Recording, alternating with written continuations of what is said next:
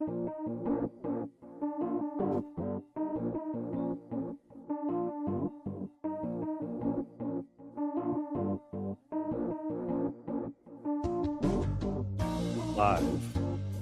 from the Big Tomato. Welcome to Kings Pod 2020 with your hosts, Geoff and Toke. Geoff, it's been a while. Toke, it's been a minute, man. What's going on? Oh, just the joys of watching the NBA as a distraction from real life, or at least that's what it should be. I'm not sure that's what it is for everyone, but anyway. Honestly, it's summertime in Sacramento, man. I mean, we kind of What get a a reprieve. summer. We kind of get a reprieve. We don't have to, you and I have to talk about it, but most people aren't thinking about it. You know, it's been such a joy over the last week and a half to just watch pretty much at least part of every single World Cup game that has happened thus far. Now, obviously, I'm a Euro, so like I love soccer. I would say you're into this stuff. This is my bag. Where are you at with the World Cup? I mean, I was going to give you a hard time because I haven't seen the Greek flag anywhere. I was wondering, like, maybe they play some other time, or like what's going on? Are they in like a later part of the schedule, or how does that work? No, the chronic underachievers chronically underachieve. There you go. But you know what? Unlike the Kings, the Greek national team has actually won something at one point. So there you go. We won the European Championship in 2004.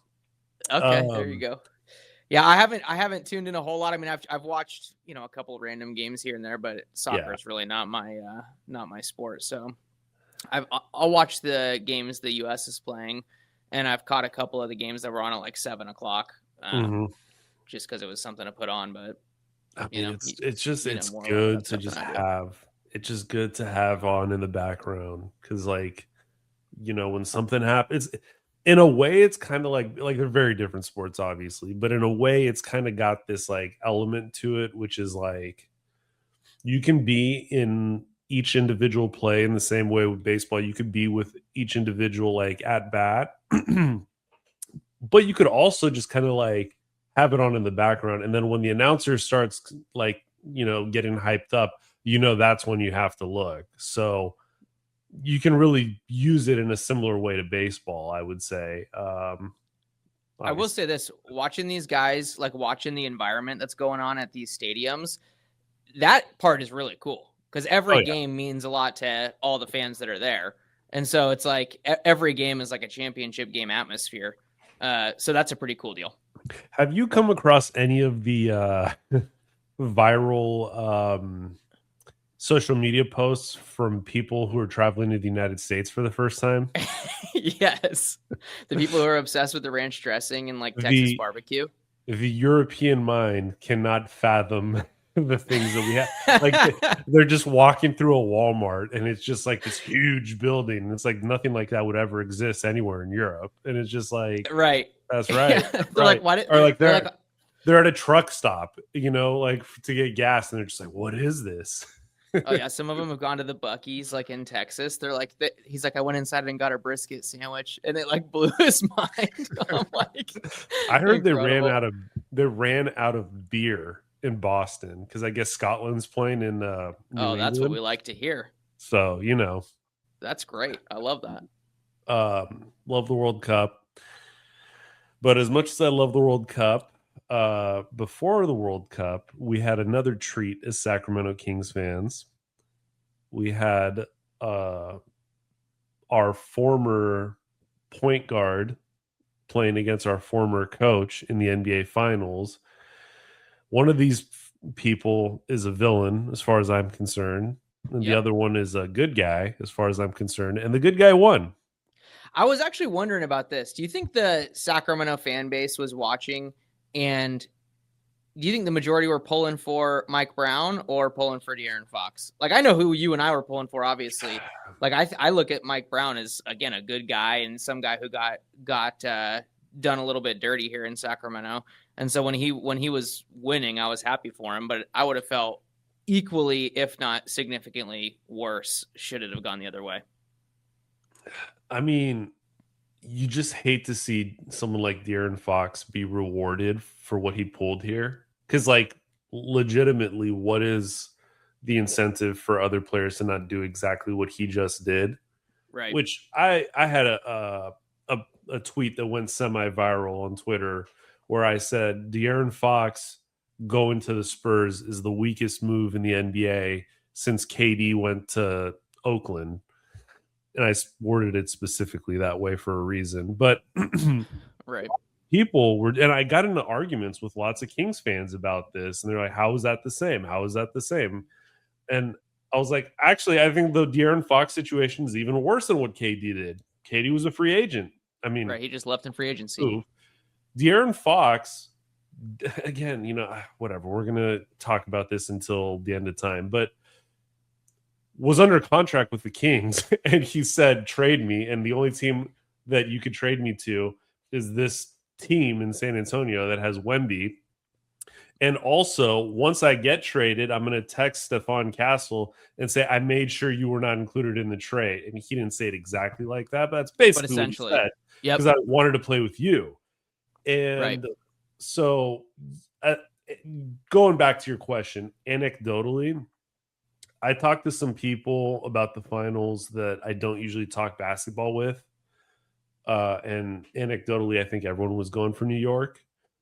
I mean, the Knicks winning a championship, like, let me just kind of take a detour. I was explaining this to my wife yesterday. I was like, the New York Knicks won a championship. That is so mind-blowing if you followed the NBA for as long as we followed the NBA. Yeah, man. Like, I was like, the Kings are a bigger losing franchise in the sense that, and this is very specific, the Knicks have made the Knicks have had a couple playoff runs, but like never really gone anywhere. And but then when you factor in that they're in the East, it's like, yeah, the Kings probably would have, if the Kings were in the East, they would have, probably snuck in a couple more times. And then, like, this is the key.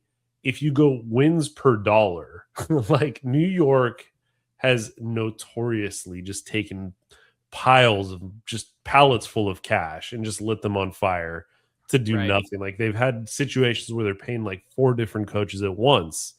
Larry Brown, Isaiah Thomas, like whoever. And then the Knicks, they made like 4 moves and they won a championship. Like, it literally was that simple. Like, it's like, by the way, 4 moves that people did not really believe in. Like, when they brought in Cat, people were like, this is not going to work out, dude. Like, it didn't work out in Minnesota. It's not going to work out in New York. And then I think it was obviously those other moves that helped. I didn't think Cat was that dude. And to be honest, I didn't think Brunson was that dude. Like, if I'm being honest, I did not think Brunson was that dude. This finals is the first time I've ever really watched Brunson play a lot of minutes. And I was like, dude, he's sick. Like, I get it now. Yeah. I mean, Kenny Caraway had a good tweet on this, which is everyone's better than Jalen Brunson until it's time to be better than Jalen Brunson, right? Like, that's kind of the thing. And I was thinking about this because if we went back 2 years ago, the year that the Kings won 46 games, it was the year after Beam Team. I think that we had New York in town, or it was one of the 2 games with New York, but it was like a big game because the Kings were trying to make that push for the 6th seed, if you remember, before Malik Monk got hurt. Right. And it was like De'Aaron Fox versus Jalen Brunson. And I remember going into that matchup thinking, well, yeah, we got, that's a point for the Kings. And then, like, you watch the game and it's like, no, it wasn't. And again, if we're going to get into the De'Aaron Fox stuff a little bit more in detail, because I got a lot to say about that. But if you look on paper, there's no reason Jalen Brunson should be better than De'Aaron Fox. Like, I think he's just a big time player. making big time plays. I mean, again, you look at the game 5, and it's like, I don't even understand how Jalen Brunson put up 40 plus points in that game, but he did, and like they won the championship. And to your point, I mean, again, I know we're going to go into Fox a little bit later, but you watch Fox just brick after brick after brick and just keep shooting. And then you'll watch Brunson just capitalize. And it's like, dude, I mean, the difference is essentially just the ball going in the basket, which is like a stupid analytical thing to say. But when you watch it, you're like, yeah. Yeah, and I've seen some posts online about how, wow, Dallas had Luka and Brunson on the same team at the same time. They went to the conference finals and they fumbled that, right? And so it's like people love to really like hone in on how the Kings suck and they're losers. But like there's more blame to go around in the NBA. We don't need to just focus on the Kings. It's like the Kings and formerly the Knicks were like kind of the two punching bags. Now the Knicks are not a punching bag. So I was actually going to ask you how you feel about James Dolan. Because, I mean, I think leading up into this year, people were calling for his firing, or not firing, he's the owner of the team, calling for his head, calling for him to sell the team for like years and years. He was probably, I'm trying to think if there's any more embattled owner aside from Vivek outside of Dolan. And I think he was the biggest one. And it's like, those are all is forgiven, I'm assuming. And he's just bought himself a significant amount of runway. Again, he's the owner, so he can do whatever the hell he wants. But yeah, I mean, I don't know how much of this to chalk up to New York media. Because like in New York media hates everyone. Like you can't, unless you're one of the darlings of New York, if you're Derek Jeter or Eli Manning or someone like, okay, like you're an LT, you get praise from New York media. Everyone else gets murdered by New York media. So as someone on the other side of the country, everything I've ever heard about James Dolan has been a complete and total disaster. Right. But how much of that's fair, I don't know. Is he as bad as Vivek? I mean, I think the track record looks really bad in totality, but somehow he hired Scott Perry to be his GM, and then a couple years later, he brought in a couple other guys, Leon Rose and whoever else, and they kind of pushed Scott Perry out. Yep. And they made those 4 moves. And from what I understand, Scott was there when they brought Brunson in, but I'm not sure that was his move. Okay. So, I think if you remember going back a year ago, I said I like that. I like that Scott Perry might have been the guy who brought Brunson in. So that was kind of a bullish sign for the Kings. I didn't know a year later we'd be talking about a Knicks championship. That's kind of wild. Right. Look, Dolan, he went on the radio in January and he said it's finals or bust for the team. I really wasn't sure that bringing in Mike Brown was going to be the thing that got them over the top. But you had Halliburton injured. Boston wasn't. Yep. Boston wasn't Boston this year for whatever reason. But they did what they had to do. You can only beat who's in front of you, so they did that. Well, and again, Mike Brown has a record of coming in and putting a little juice into an organization. At least he did that in Sacramento. He came in that first year and gave us some significant juice. And so I think he did the same exact thing going over to New York. And he was acting kind of the same way, right? Like he was singing in press conferences and kind of being goofy. his goofy self. And they responded to it. And, again, who knows how long that would have lasted if they wouldn't have won the championship. If he was there on year 4 trying to do that same stuff, would that stuff have worked? Probably not. But they did win. So there you go. Yeah, look, hat tip to Mike Brown. He shut everyone up, including me. I always thought he was like, he's a good coach, but is he a next level coach, or is he just kind of one of these retreads? Well, he's a good coach. I mean, I would have said that before the finals even. Whereas you have Doug Christie. I don't know if he could coach or not. I think I have an idea.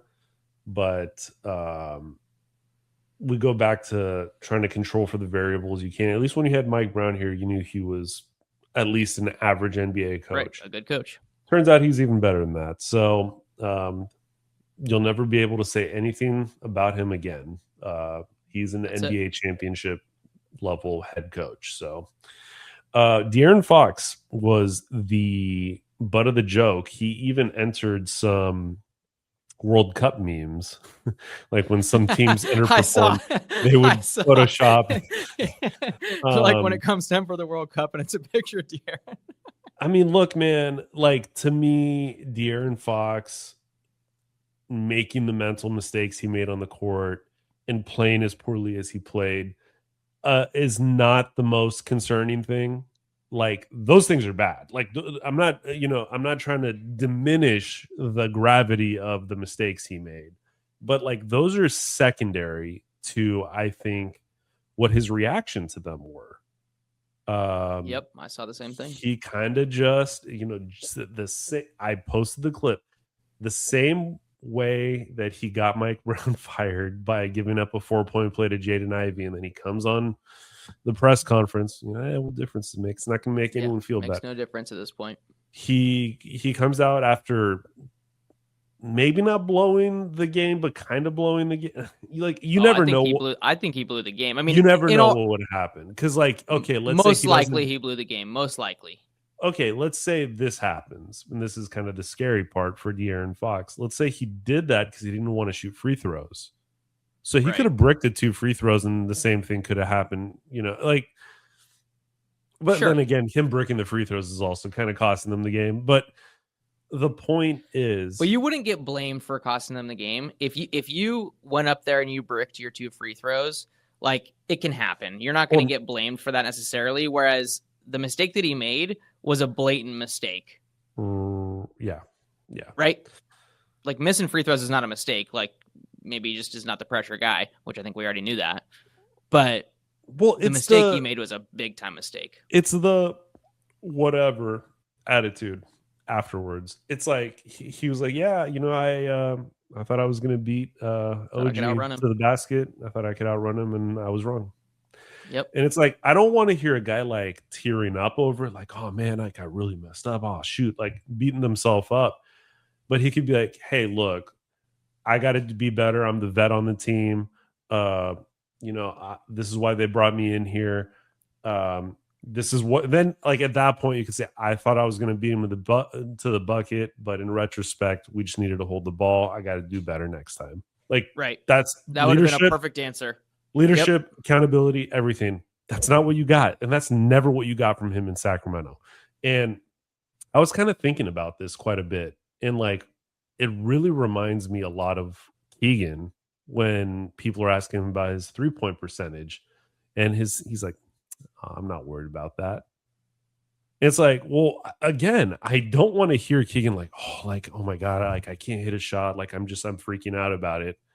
But I also don't want to hear like, yeah, it's fine. No, I want to hear let us know you care, ownership bro. Let us know you care. And so when you look at Fox, he was like, and this is, maybe probably a bigger topic, but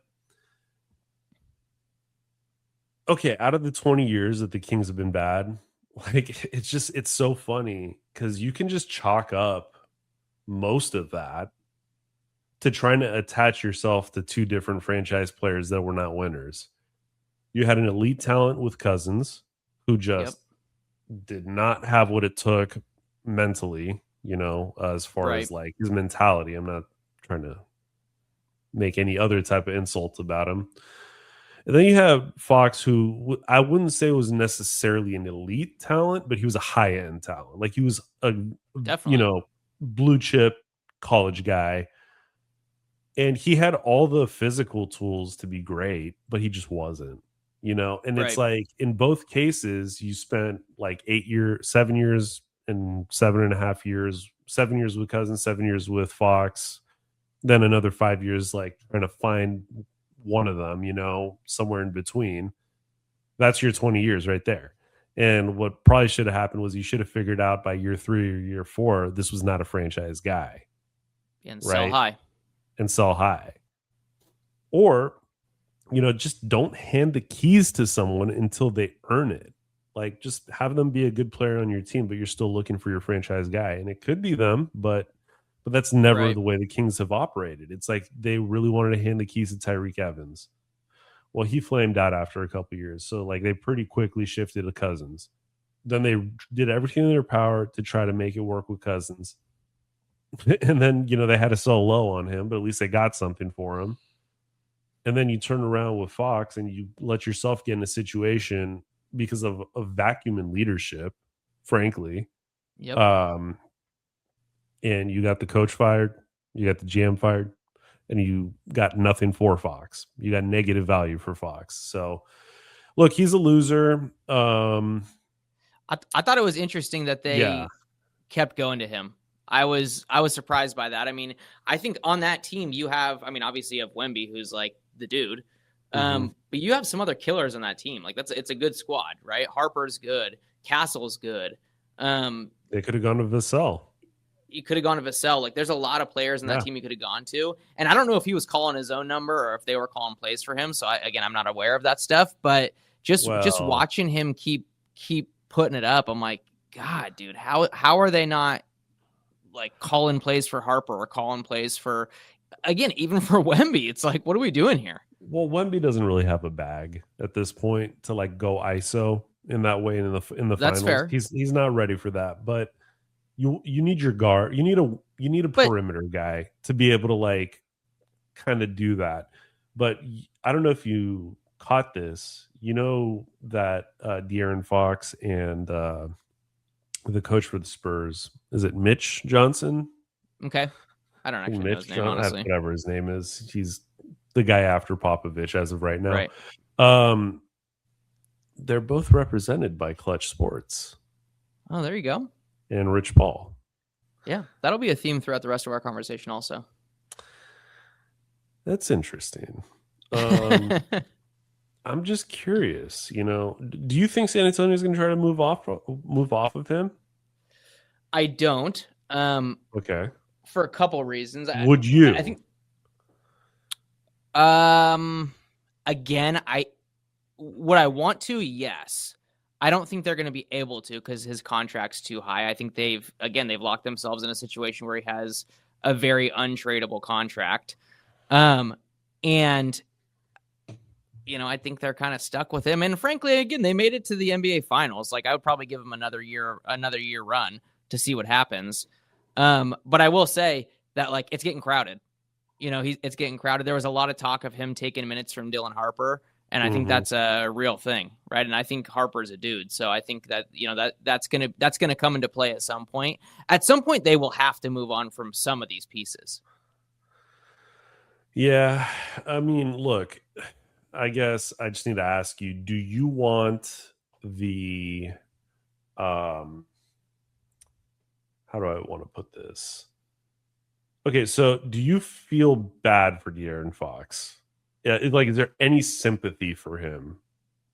None whatsoever. Because I mean, look, there was a point in time during the roast where I kind of felt a little bad, but then I really thought about it a little more, and I was like, well, this is what he wanted. Like he literally put himself in this position, and he's gotten everything he wanted. He's in terms of he got the trade, he got the max contract. Like he is in the exact position he wanted to put himself in. And he couldn't perform. Like, I feel bad because that must suck to go home at night and know you can't perform. But he's going home at night with his, $55 million a year. So I think he's going to be all right.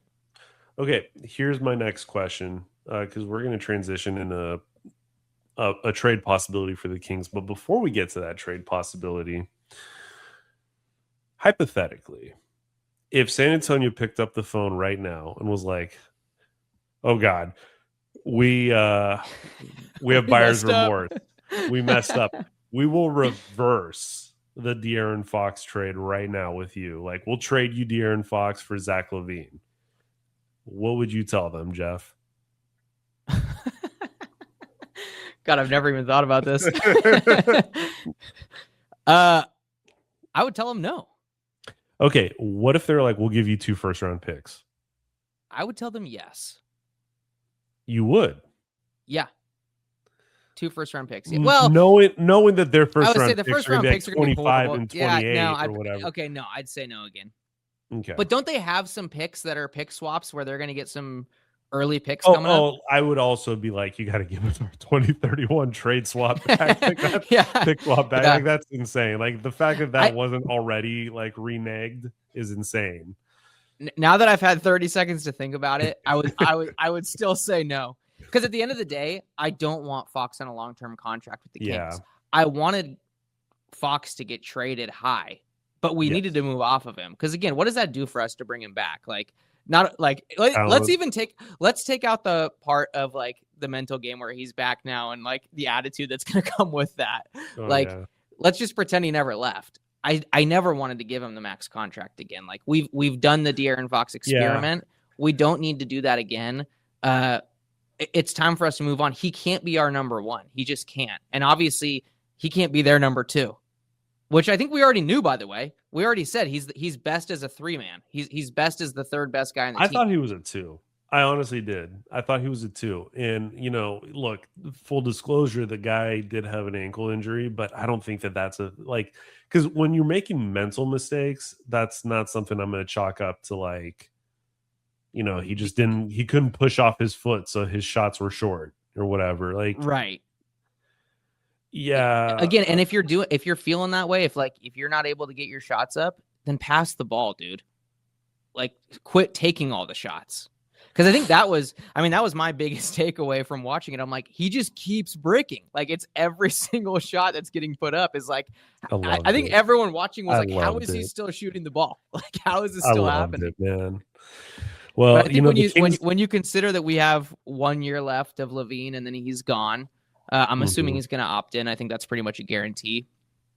Then, let's just move on. This year is going to be what it is. And then we can at least have some cap space to work with. But if we had De'Aaron Fox back on 4 more years at, $55 million, it just doesn't make any sense.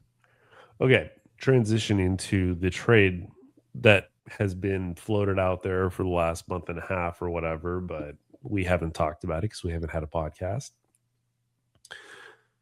You have Zach LaVine's expiring contract. And right now you could trade Zach LaVine, assuming he opts in, straight across for Ja Morant, who is owed, I believe, like $45 million. It's like he's making a little bit less than LaVine, so you're going to save a little money year 1. Year 2, LaVine's off the books, whereas you would have to pay Ja. Right. I got to be honest with you, Jeff. To me, like, this is the biggest no-brainer. I'm really like struggling to see why there are so many people who wouldn't explore this.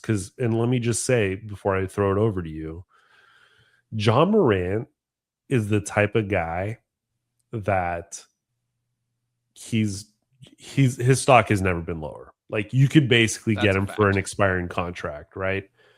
And he's exactly the type of player that I could see like going to some other team, and then he's in the All-Star game next year, and you're going to be like, why didn't we go for him? Like, why didn't we get him? He was free. Now, is that going to happen? I don't know. I would venture there's probably like a 70% chance that doesn't happen. Like, his injuries and his mental off the court stuff, like, that is an issue, right? It is. Like, I don't want to minimize that, but you can't be free. Like, you can just go get him right now. Like, go get him. Right. And he has 2 years left. He's got 2 years left. He's like 26. Like, he's got so much basketball ahead of him. Yeah. And he's a guy. Like, or he was a guy, but he could still be a guy. And at 26 years old, he should still be a guy. And like, I'm hearing like people are like, well, maybe if we could get a pick for him. It's like, dude, just go get him. Like, I don't think what you're doing in the draft this year matters with, like, because if it doesn't work with Ja, okay, you have the pick. And if it doesn't, if the pick doesn't work, you just need to give yourself as many ways to win as possible. And don't even worry about like, how is the pick and Ja going to be able to play together? That's tomorrow's problem. That's not today's problem. That's honestly, not a problem again, for the like next if year. If Ja can be even close to what he was, then like he's we want 80% of what he was. Then we want whoever we pick up, because we're going to pick up a point guard, it sounds like. Mm-hmm. Then we want whoever we pick up to watch him ball out and kind of learn something from him. And then here's on the court. Let me make that clear. On the court. Are the Kings the organization that's got the infrastructure in place to handle someone like Ja Morant? It's like, dude, look, just you got to quit thinking like a loser. This is just how losers think. Like, well, we're not good enough to like be the one to rehabilitate. How about you just rehabilitate him? Like, just do it. Like, right? Is he better off in LA doing that? Like, is he better off in New York doing that? Like, what town is he going to go to that is going to be significantly better than the Kings for that? Like, again, I think the argument is when Pat Riley when Pat Riley walks in the room and says, get your S together, you're going to get it together.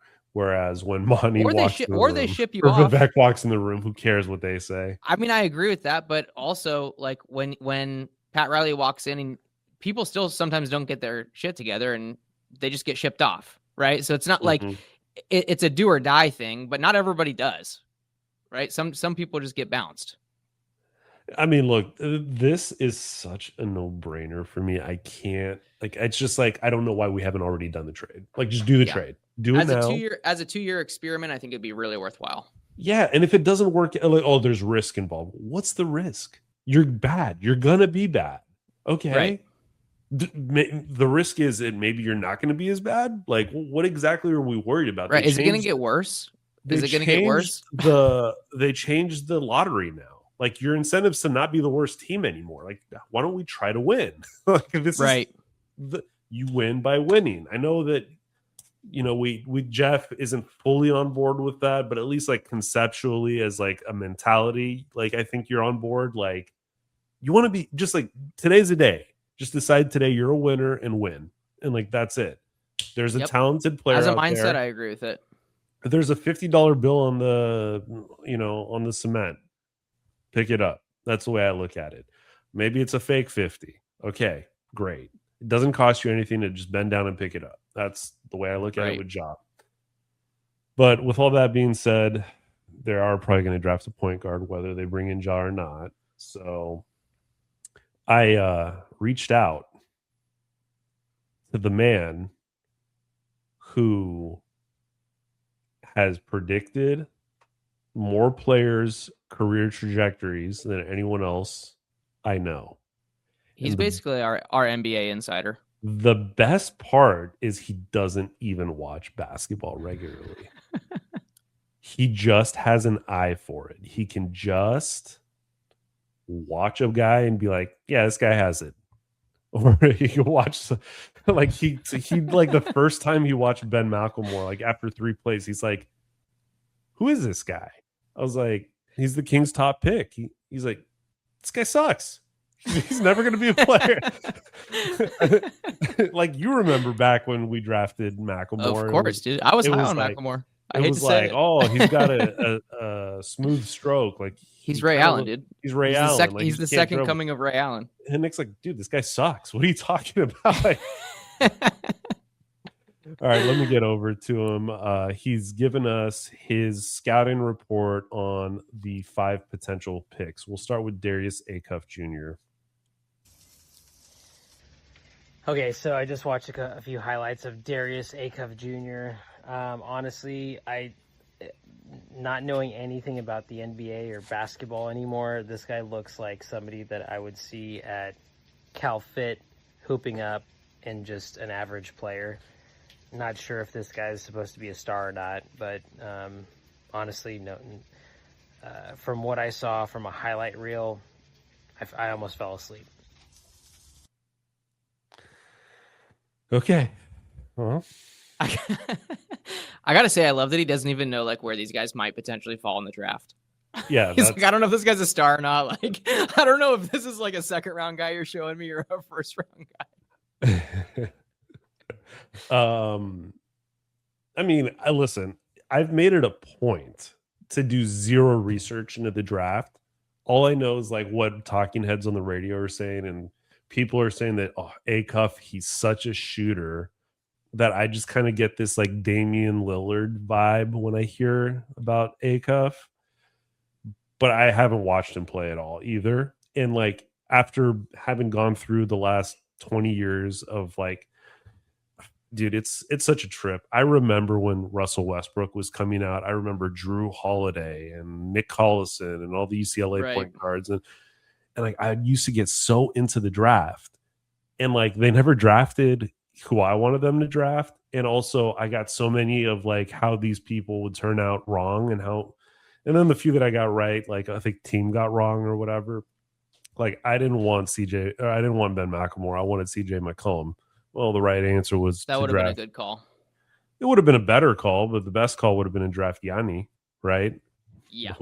So, like, I'm not at a point in my life where I'm going to pretend like I know. And like, if they draft someone that I don't like, I know better than them. So I haven't even done the research. I let Nick do the research for me, and I'm just going to sign off with whatever he says because he's got an eye for it.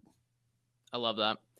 I think with Acuff specifically, he reminds me of Brunson, but the Brunson like in Dallas, not the Brunson we just watched in the finals. The Brunson where you're like, I'm not sure if he's that sick, and then like he turns into a sick player.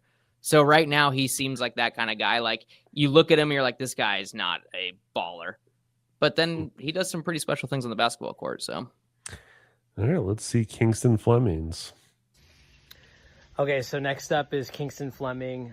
Watched him hoop a little bit. He's decent, I suppose. I mean, I wouldn't call him a star, but I think it's just my issues with like just modern day basketball. Everybody seems to be soft, and he kind of looks like he would play in the WNBA.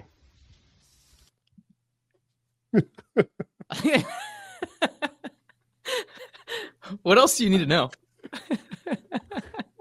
Okay, so he looks decent but soft, and maybe a WNBA talent. Maybe in the wrong league. Yeah. Okay. I'm gonna take that as like solid pro. That's kind of the vibe I get based on that. All right, let's move along. Okay, so just finished watching Mikel Brown. Gotta say, he looks like he's a little bit more excited than some of these other guys to play basketball. I could see some potential in the NBA, and I mean, I think that's what we're lacking in the NBA these days. Everybody's all about making the big bucks, but then they're missing out on like the point of the game. This guy looks like he's interested in playing, and he's showing up. The highlights that I saw, I endorse this guy. All right, so of the first three, Mikel Brown gets the stamp of approval from Nick, who has an eye for things. What are your thoughts? I think Mikel Brown has significant back injuries that kept him out of like the last 8 games of the season. And I think we most recently drafted a point guard who came into the Sacramento Kings organization with injuries, and that hasn't panned out so good. Who was it? Why am I forgetting? Oh, Devin. Yes, Carter. Yeah. Okay. I'm just saying, like, drafting an injury-prone dude as a top 10 pick, I'm not sure that's the move. So, that being said, I do agree. He looks like very athletic. He looks like he looks like he can play for sure, and he does look like he has a little bit more excitement about things.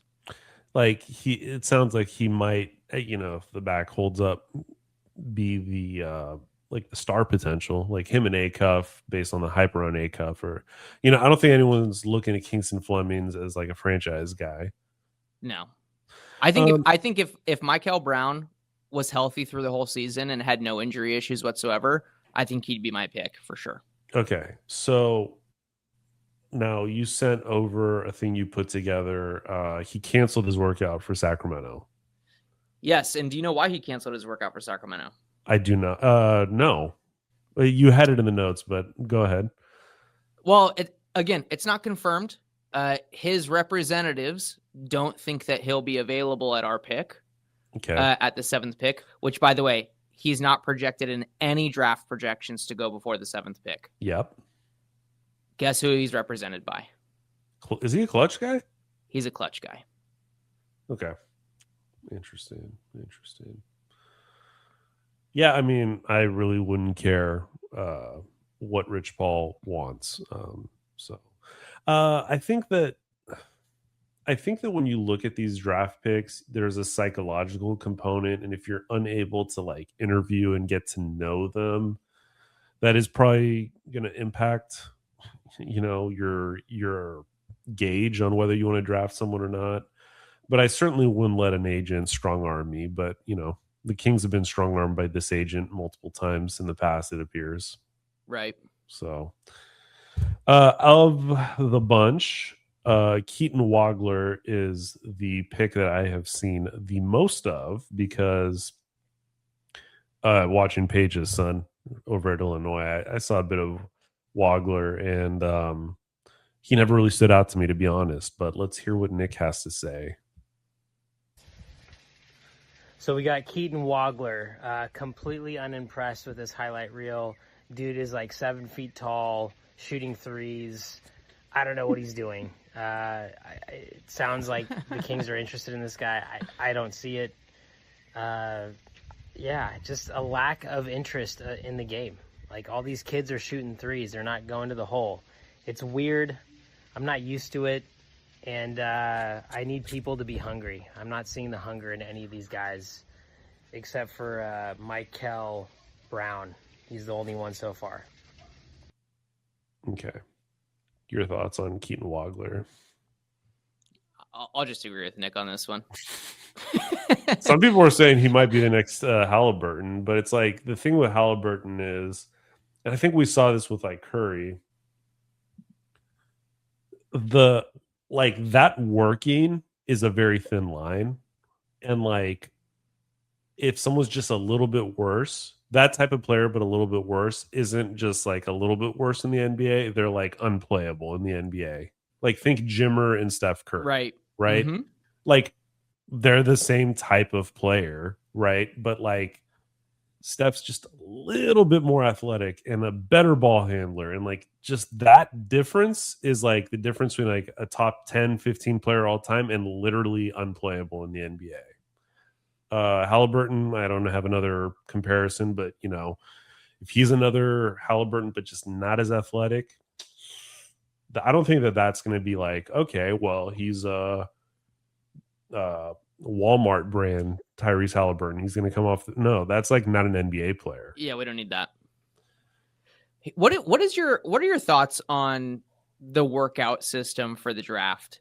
I feel like 5-10 years ago, pretty much everyone worked out for everyone, right? It wasn't like this picking and choosing thing going on. There was some of that. With the top picks, yes, but like for like 4 through 10.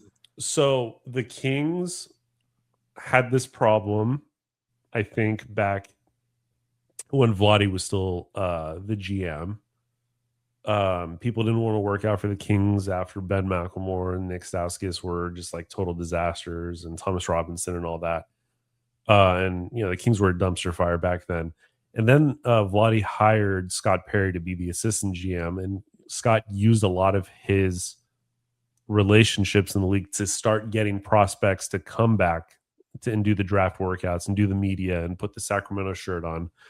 From what I understand, Monty and Wes stopped the media workouts because they didn't like the idea of having Kawhi Leonard with a Sacramento Kings shirt on, and then you don't draft him, and now he's Kawhi Leonard, and that graphic is out there. You can find it, or Russell Westbrook, right? Yeah, whoever, fair. Right. So I would say that a couple things that have changed is De'Aaron Fox forced his way to the Kings when he got drafted, from what I understand. The way he did that was he withheld his medicals from Phoenix and Boston. I think what's happened now is they've changed the system to where they have to submit their medicals to like the draft combine or something. So that like would make sense to me. They can't really maneuver it that way, the way they used to. Right. But they can still maneuver where they're working out. So yeah, because like Wagner only worked out with Chicago and the Clippers. I think that was the 5 and 6 pick. So that I'm assuming that's obviously where 4-5 because the Clippers are 5 and then Brooklyn is 6. So 4-5. There you go. The other thing James Ham has brought up, Wagler played like 1,200 minutes this season for Illinois, and he didn't dunk the ball once. It's a little concerning. So, I mean, is he Kevin Huerter? Okay. I mean, that's not a number 7 pick. I was going to say you don't want him at number 7. But, it's if he's hitting, that's a useful NBA player. Maybe you get him later in the draft. And plus, Wagler's not really a point guard. He's kind of a combo guard, a little bit of a bigger like playmaking guard, but really more of a shooting guard, I would say. Yeah. Then we have our last prospect to consider, Brayden Burries. Which, by the way, I have to make an amendment. Amendment to my previous statement. It's Brayden Burries who's represented by Klutch Sports, who also canceled the workout. Yeah. Or I should say he refused the workout. That's a difference. They offered him workout. He's like, pass. Overall, again, unimpressed. I think my assessment for all of these guys are just they're copycat. Like, we're in the era of copycat basketball players. Everybody looks the same hairstyle, same style of basketball. I'm not seeing anybody really stand out among the crowd. I think we're done with like awesome athletes. I think everybody's just average and average among average. Not really impressed with what I'm seeing here. I think of everybody, the best player that I saw, at least the one with the most potential because of the hunger aspect, was Mikel Brown. He seemed like he wanted it. The highlights really showed him actually trying versus just like shooting threes and taking it easy. So anyways, that's my assessment of all these guys. But yeah, this last dude, again, just boring.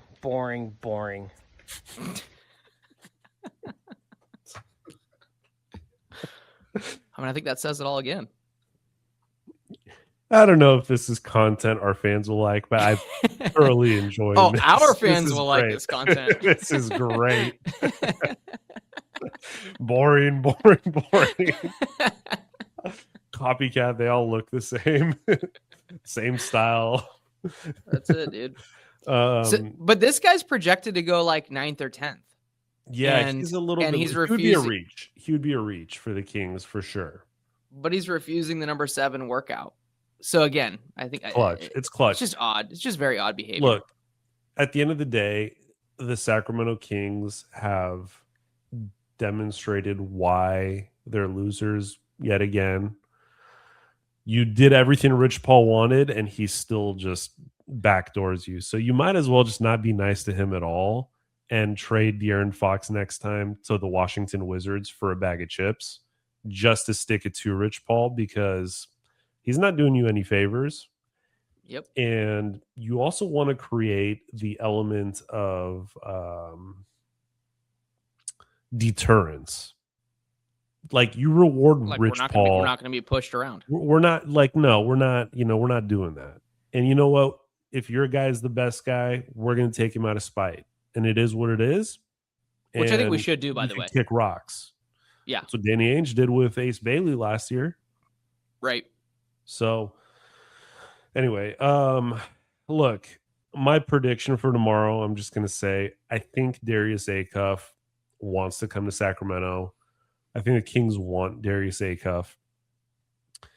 I think one of Acuff or Flemings will be on the board, and I think they'll take one of those two. And I would say probably, you don't know what Brooklyn's going to do. They have a bunch of young guards on their team already, but I mean, that's where you're picking. You're picking a guard. So maybe they'll go for a shooting guard. Maybe they'll go for a bigger guard, and they'll try to avoid Acuff. Maybe Acuff's maneuvering just to fall one more spot to the Kings will work. I have a feeling that that's what's going to happen. I I would say it's going to be one of those two guys. Now, if they draft Mikel Brown, I'm going to be excited based on Knicks analysis. And like, all joking aside, like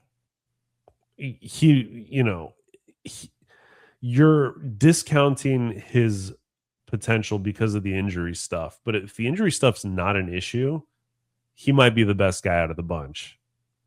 Yep, I don't disagree with you.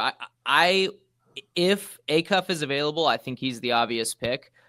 I think Brooklyn's going to take him before he gets to us. Okay.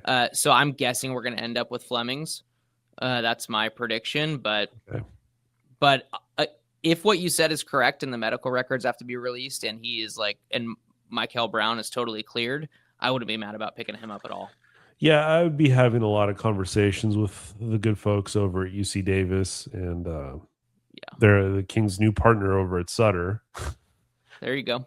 It's worth noting that Scott Perry met with Flemings and his family after a workout. I think Perry flew to their hometown and met with them. He did. And Acuff worked out as well. So to me, all signs are pointing to that they like those two guys the best. Now, one thing to note about Flemings is him and De'Aaron Fox are good friends. Really? Okay. So just going to put that out there in case that factors in for anyone. All right. De'Aaron Fox is friends with little kids. Okay, cool. Look, we'll know in about 28 hours, 28 and a half hours, who the pick is. There's a lot of potential for other moves to be made. Historically, a lot of moves get made on draft night. A lot of players move. We're still waiting to see where Giannis Antetokounmpo is going to end up. And that's going to be the first domino probably to fall in a long line of moves. I think a lot of teams kind of saw how limited they were in the playoffs this year, and I think they will be a lot more amenable to picking up another player or so, like whether it's DeRozan or Sabonis or someone like that. I think that the market will be a little better than it was this time last year. So I'd expect the Kings to have at least one move between now and training camp, aside from the draft. Okay.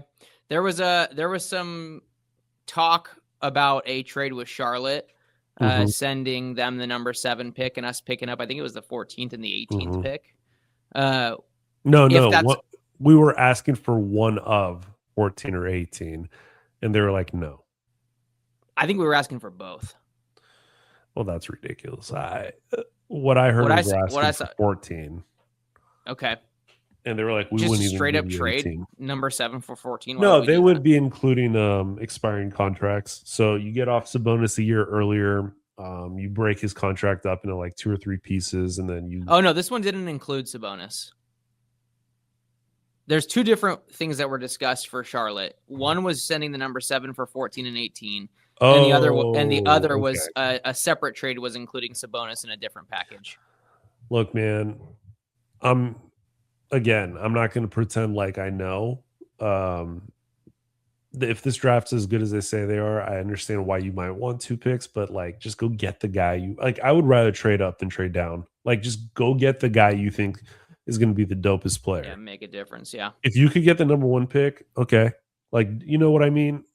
Like, just go get the guy. And if you think that guy's going to be there at 7, okay, stay at 7 and take him. If you don't think that guy's going to be there at 7, move up. Don't move back because your guy's already gone. Like, that's the way that I would approach it. But, I didn't hear that. I mean, there's been a lot of rumors about maybe OKC getting the 12 and the 17 or something, which is even better than Charlotte's package. But, yeah, I mean, look, I think the Kings holding out for a first-round pick for Sabonis, I think is fair. I think that that's the going rate for a player as good as him. And I don't think that because the Kings are a distressed organization, teams are always going to lowball them. And I think that the way you combat that, saying we'll stand pat with Sabonis, we're good. The new lottery structure, it makes sense for us to just keep him anyways. He's going to help us win some more games. So If you could do the Sabonis package and get back one of those picks and some expirings, would you do it even though you know that's going to make the Kings worse in the short term? I mean, my gut reaction's yes, but I would, obviously I would have to think about it and see what's coming back, because I think that the details always matter in these types of moves, because a throw-in guy a lot of times ends up being a player, right? So like that might be a point of negotiation too. Who's the throw-in guy? Maybe this is like, look at Precious Achiuwa. Like who thought a year ago that like us signing him off waivers was going to mean something? But it's like, oh, he could play. So it's like, could you get someone like that as part of what you're also getting for Sabonis? But yeah, I mean, my knee-jerk reaction is that even if you're just getting expirings and a pick, I think you have to strongly consider it. Right. Yep, I agree with you. Okay. So here's kind of my thoughts moving forward. So I think we're going to do some more interesting stuff with the podcast once the season starts. You and I will probably do a draft debrief at some point next week, and we'll go from there. But I created a Substack. I'm going to start writing some articles because I think that there's a lot to unpack with the Kings organization from a philosophical and psychological standpoint. And I don't think that this medium is necessarily the best to go into detail. I sent you a draft of what the first article is going to be. It's a different direction for us, but I think that it's really a good creative outlet. And I think that, if there's a 1% chance someone in a position of authority in the walls reads it, I think it'll be very helpful for them. Yeah, I mean, I think we talk about a lot of stuff in this podcast, like the loser think mentality and things like that need to be explained a little bit more in a little bit more detail, especially with regard to the Kings. So I think that Substack's going to be a good source of information. For sure. All right, Geoff. Well, we can get going. Do you have anything else for the audience? I think that's it for me, Toke. Good being with you again, brother. All right, man. Well, I don't